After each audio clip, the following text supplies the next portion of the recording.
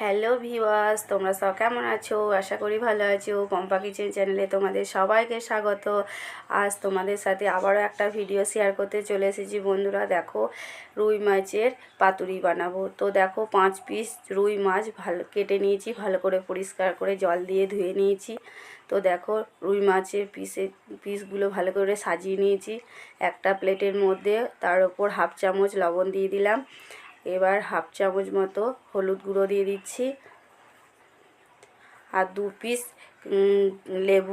লেবু রস দেব। লেবু 2 পিস কেটে নিয়েছি, লেবু রস দিয়ে দিচ্ছি। বন্ধুরা লেবু রসটা দিলে মানে মাছের যে আঁশটে গন্ধটা থাকে সেটা থাকে না। তো বন্ধুরা আমার আর একটা জিনিস দেওয়া ছিল, সেটা আমি দিতে পারিনি, আমার হাতের কাছে ছিল না বলে। ওটা হলো গোলমরিচ গুঁড়ো। তো ওটা দিলেও ভালো লাগে। তো বন্ধুরা এবার আমি ভালোভাবে মাছগুলোকে মাখিয়ে নেব লবণ, হলুদ আর লেবুর রস দিয়ে। তো বন্ধুরা দেখো মশলা তো বাটা হয়ে গেছে। আমি আমার হাতের কাছে যে মশলাগুলো ছিল আমি সেটা দিয়েই বানিয়েছি। তো বন্ধুরা দেখো ছিল জিরে, ধনে, লঙ্কা আর সর্ষে, এই দিয়েই আমি আজকে পাতুরি বানিয়েছি। তো বন্ধুরা তোমরা পুরো ভিডিওটা দেখে কেমন হয়েছে অবশ্যই কমেন্টের মাধ্যমে জানাবে বন্ধুরা। তো দেখো লাউ পাতা নিয়ে নিয়েছি আর একটা পাত্রে জল নিয়ে নিয়েছি। একটা একটা করে পাতাগুলো তুলে জলের মধ্যে দিয়ে ভালোভাবে ধুয়ে নেব। তার জন্য ওই পাত্রের মধ্যে জল নিয়ে কচলে ধুয়ে নিতে পারছি হাতে করে। দেখো বন্ধুরা আমাদের এইদিকে একটা মন্দির আছে, এই মন্দিরে বেড়াতে গেছিলাম। সেখানে মাঠে চাষ করা হয়েছিল লাউ শাক, তাই আমি ওখান থেকেই একটু নিয়ে এসেছিলাম পাতাগুলো। তো বন্ধুরা একা হাতে ভিডিও করতে হয়, বানাতে হয়, তাই সব কিছু তোমাদের সামনে তুলে ধরতে পারি না। তো বন্ধুরা একটু এই ছোট্ট বোনটিকে ক্ষমা করে দিও তোমরা। তো তো বন্ধুরা দেখো লাউ পাতার মাঝখানটায় 1 পিস মাছ নিয়ে নিয়েছি আর মশলাগুলো একটু নিয়ে নিয়েছি, সর্ষের তেল নিয়ে নিয়েছি।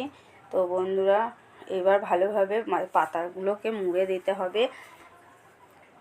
প্রথমকার পাতাটা মাছ নিয়েছিলাম, কিন্তু মাছটা মোড়া হয়নি, দেখানো হয়নি। তো বন্ধুরা দেখো এইভাবে মুড়ে দিয়ে ভালোভাবে সুতো দিয়ে বাঁধতে হবে। তো সুতোটা এক হাতে বাঁধলে হবে না। তো বন্ধুরা দেখো কড়াই বসিয়ে দিয়েছি, কড়াইয়ের মধ্যে একটু সামান্য তেল দিয়ে দিলাম, 1 চামচ মতো, বড় চামচে। তেলটাকে ভালোভাবে কড়াইয়ে লাগিয়ে দিচ্ছি চারপাশ। এবার দেখো বেঁধে নিয়েছি পাতুরিগুলোকে সুতো দিয়ে। দেখো একটা একটা করে দিয়ে দিলাম ভাজতে।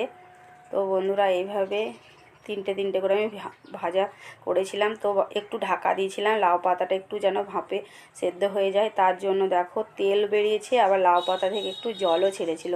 তো বন্ধুরা এই তৈরি হয়ে গেছে আমার লাউ পাতার রুই মাছের পাতুরি।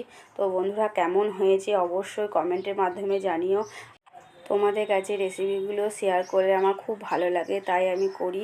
প্লিজ তোমরা একটু কমেন্টের মাধ্যমে জানাবে, আর অবশ্যই সাবস্ক্রাইব করে দিও। নতুন বন্ধুদেরকে অনুরোধ রইল, পুরনো বন্ধুদেরকে অসংখ্য ধন্যবাদ আমার পাশে থাকার জন্য আর আমাকে সাপোর্ট করার জন্য। তো বন্ধুরা দেখো খুব ভালোভাবে সেদ্ধ হয়ে গেছে। দেখো মাছটা একদম দেখো হাতে করে দেখাচ্ছি, খুব সুন্দর হয়েছিল। সবাই ভালো থাকবে, সুস্থ থাকবে, নমস্কার।